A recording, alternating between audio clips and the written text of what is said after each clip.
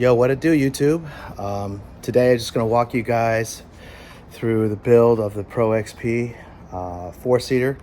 This is the sport model, 2022. So put a few things on it. I've honestly really meant to kind of document the entire build, but I get really excited when new parts come, new things come. I just get right into it, start building it out, and I'm not like the greatest at chronicling, everything that I do. So, but now I can take the time and kind of walk through step by step everything that I've done to it, and introduce the ride just a little bit. So let me flip this around and introduce you guys to the Pro XP4. So this is Montezuma. This ride is named after my alma mater, my wife's alma mater. We are San Diego State Aztecs, and we graduated, a long time ago. But this is the ride, and so kind of work it back to front, exterior to interior, kind of walk everyone through everything that we've done so far. Honestly, not a tremendous amount of work has been done to the motor, so left that as is. There's no tune, there's no aftermarket exhaust.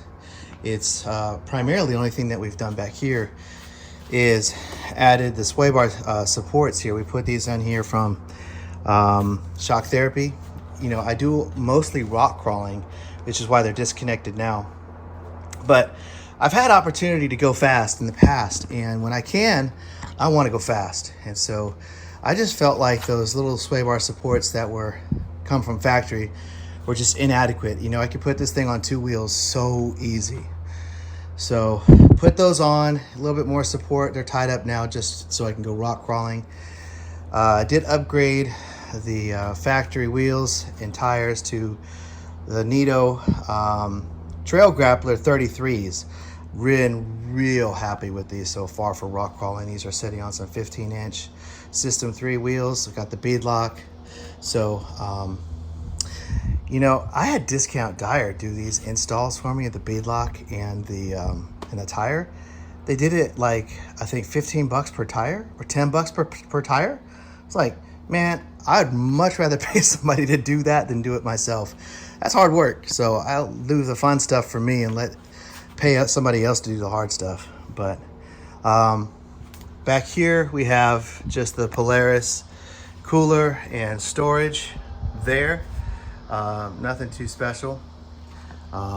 Did want to put on a roto pack for some extra gas. I do get out, so just that's like a 2 gallon, a gallon and a half. It's not a whole lot, but growing up, I grew up in Southern California, man, and I saw a lot of buggies growing up, and they always had like this mesh that was on the sides of the backs of the buggies.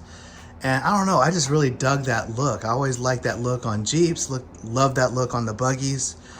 And so I eventually want to get out and do some overlanding in this couple nights.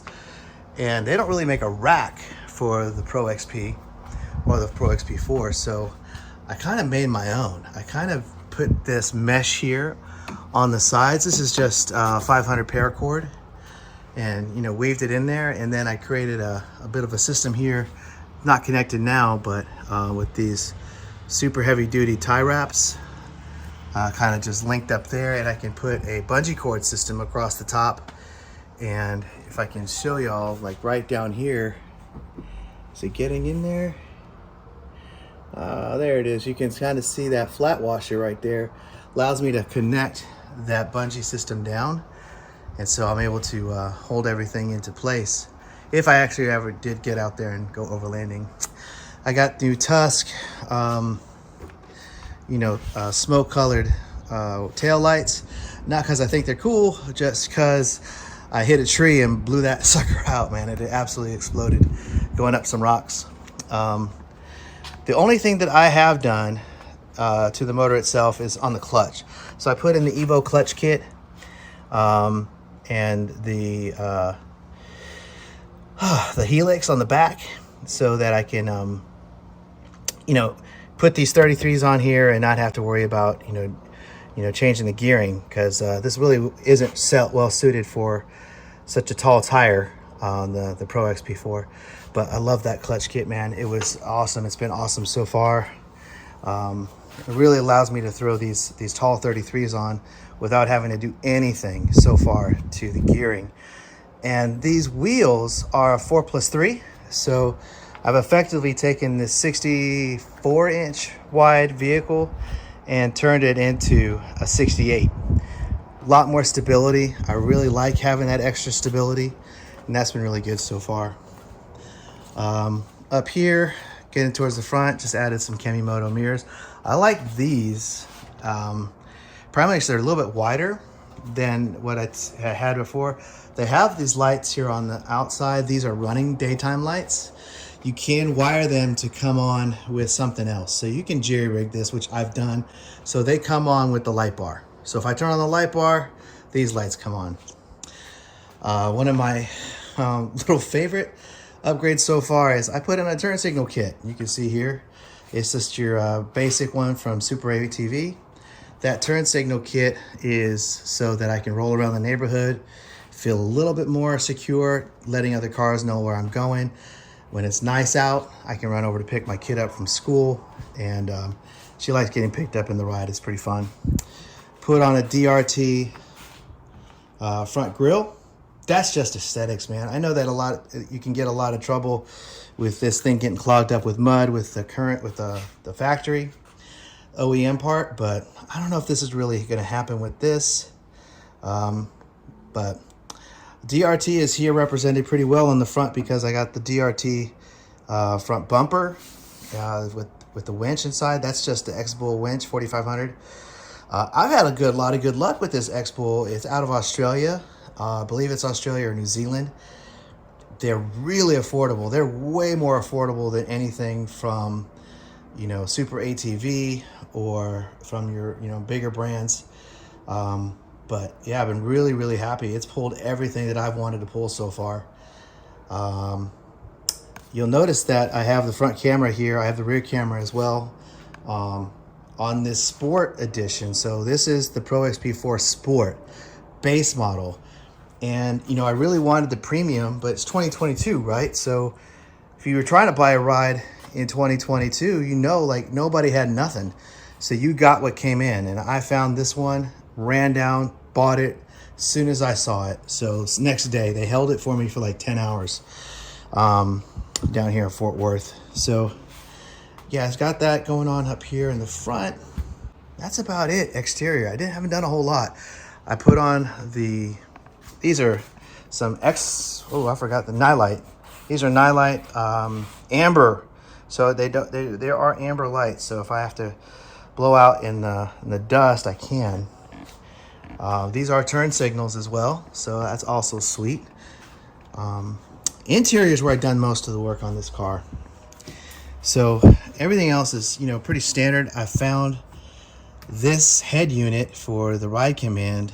Somebody was just selling it. Right now, here's the problem with this head unit. It's kind of a disappointment, but this just happened. It's pink. So yeah, it's working, but its display is pink. Now it always had worked with the display just fine. I never did get the GPS or that car-to-car system working correctly. So unfortunately, if I want to have ride command, I'm gonna have to go buy a new unit. They are available now, but buying it, standalone is a pretty penny. If you saw my other video, you know that I just installed this NRP gated shifter. I'm going to do a review on that here really soon. I have things to say about it. Here in my rocker panels, I have the LED light bar, the pod lights, the winch, the whips. I have some basic whips, nothing fancy. I run them red all the time. I don't need the multicolor. There are the rock lights. They're also red. Then there's the turn signal hazard and the horn. I love having a little horn. Of course, it only works if it's powered on. And then I have the Wet Sounds radio. So why did I have the Wet Sounds radio when I have this ride command unit here? Ride command, man, puts out the dirtiest, ugliest audio. Really disappointing for something that costs that much. I love it's waterproof. That's better than most everything that you can get that's similar. but it just doesn't seem to be where the attention is in their build of that piece of equipment. So I like sound. I like good sound. I put in good speakers, which I'll go over here in a second, and I built this whole thing myself. So kind of modded this whole space to be for the wet sounds radio, and I did that before I decided I wanted the gated shifter. So that's part of what I have to say about this whole thing. But here is the USB input for the wet sounds.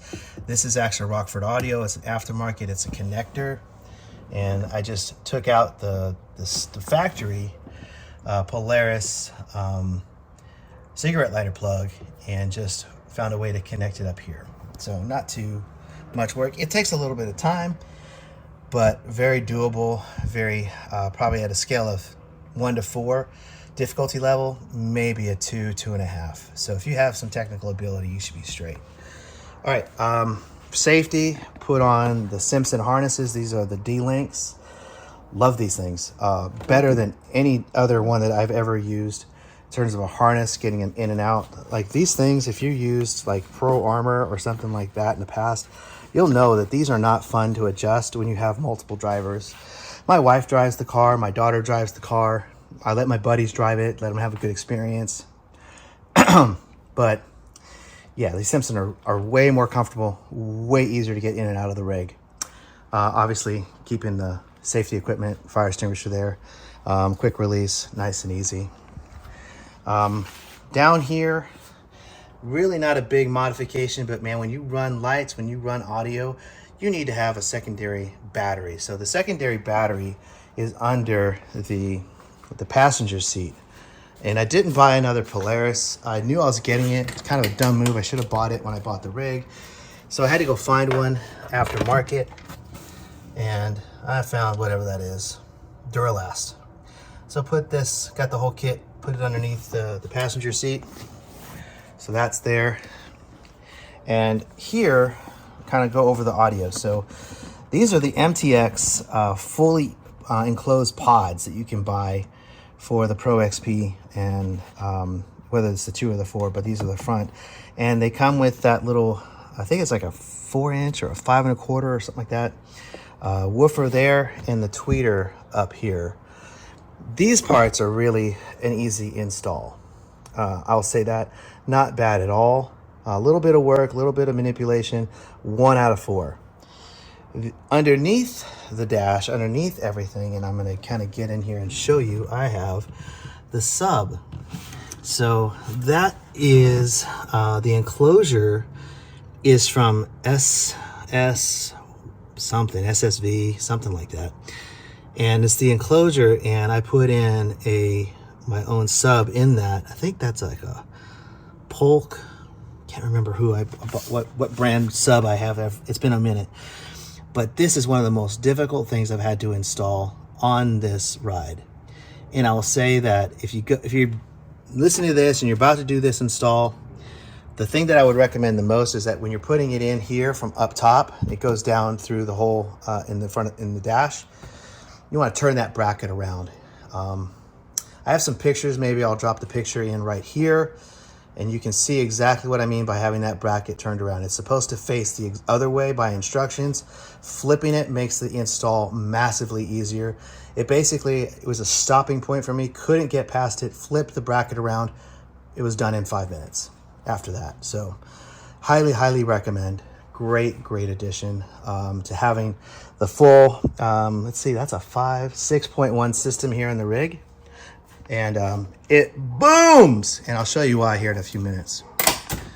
All right, so in the back, just more Simpson harnesses. Sorry for the bad lighting. Got the garage open. I like having this little deal here. This is my first aid kit. Now I can put multiple first aid kits into this ride. I like having that stuff. A little bit about me. I am an Eagle Scout, kind of like a retired Marine, still a Marine, an old Eagle Scout, still an Eagle Scout. So I love having my safety equipment. It makes me feel a little bit better about being out in the middle of nowhere. Kind of in the ride, just doing crazy stuff. You want to make sure you can take care of yourself if something happens. But found this little thing here it's just a MOLLE panel. and zip tied it to the back of this here, and it's a great little space. I used to have it here on the pillar, you know, just kind of held into place there, but this seems to fit so much better. And this one, it just has the little clip, the buckle, rip it off, it's all Velcroed on, super easy.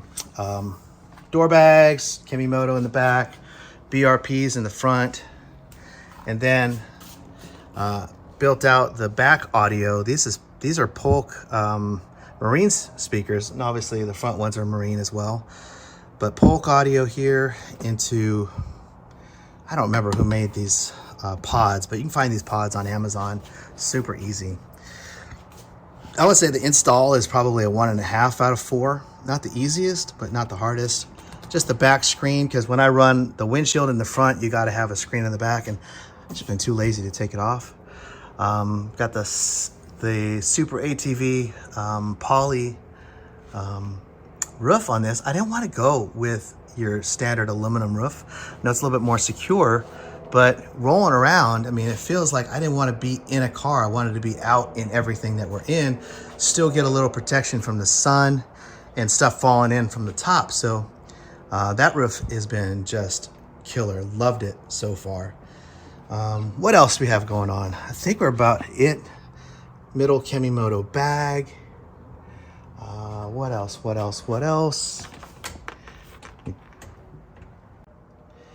All right, so I jumped over here to the other side of the car, and last thing I want to share is one of the last upgrades I made. So one of the main features that I really feel like I missed out on with not being able to get a Ultimate model with the Pro XP4 was these rear seats. Having that flip over model, like I have dogs that I love to travel with and do stuff with.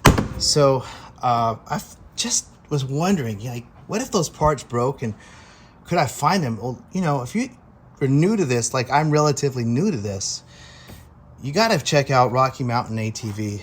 They have everything, including OEM parts. So they have the OEM parts for this Ultimate rear seat. It's just a bracket that literally just flips this thing over. So you can literally aftermarket this whole thing into a Sport, which I've done here. And I love this feature for so many reasons. Like I can take my daughter, my wife, we can go overlanding, and now we've gained all of this space here for whatever storage. It just is such a good multi-purpose feature that allows you to do different things with your ride. Put your pets back here. They have a place they can move around. Great little option. And I don't know why they don't throw that onto every model. It's so simple. It's so basic. But, you know, they got to give you another reason to buy the Ultimate. But the reason, one of the big reasons why I really wanted to do this is because I don't use this space here underneath the rear passenger for a gas tank or that sub space that you could use it for. I want my amp to be down there. I did not want to put in multiple amps. I like the idea of having just a big old honker of an amp to run my sound system. And so I've put more time and money into this sound system than anything else. And so this is just a JBL Marine amp, about 2,600 watts, somewhere in that ballpark. I'm probably wrong about that. But if you do aftermarket stuff, and you've done it before and you've built your own audio systems, what you know is that you're going to get a lot of dirty signal, you know, just because you did your own wiring and you're not, you know, and like myself, I'm not a pro. This is not my business. This is not what I do. It's a hobby. I'm a hobbyist. So I have found some things that get cleaned up that signal for me. So I'm running in some magnetic dampeners on all the power. So you can see right here, magnetic dampener, and this is an audio signal filter, and I run it on all the RCAs. So I have 3 of them right here. One for the front, one for the back, one for the sub. And these things right here were money, just absolute money for fixing out the bad, dirty audio that I'm getting. And these things were really, really cheap. So it's the SNI1 RCA filter from PAC. I think I got them off Amazon. I'll link that in the description below. But this amp powers the entire thing, and the system absolutely rocks. I just put it into a container bought off of over at Home Depot, and drilled out at the bottom to let water drain. Put it on some hardwood base with I think a couple 2x4s down there in the bottom. I don't care if they rot. It's not a big deal. It's just I just didn't want the amp sitting in water. So get it elevated in that box, and then have everything run to it. And I also, if you haven't noticed, cut my panel here right along this line, just so that I could separate and get to this side of the panel without having to take out both seats. So that was a nice little, helpful trick to kind of get this thing, easy to use. You still have to, remove your bolts to get to the amp, but now I'm only removing 4 as opposed to having to remove everything. And I did all that before I put on, the flip seat. So that's a walkthrough Montezuma. Definitely comment in the to me in the comment section below if you have any questions. Where did I get something? If you have a question about how I work something out, let me know what you think of the build so far. What would be, if you were doing the build yourself, what would you be doing? What would you be putting on next? I'd like to know. I'm working on on the budget. I don't make any money riding or sponsoring parts or anything like this, so this is all out of my pocket.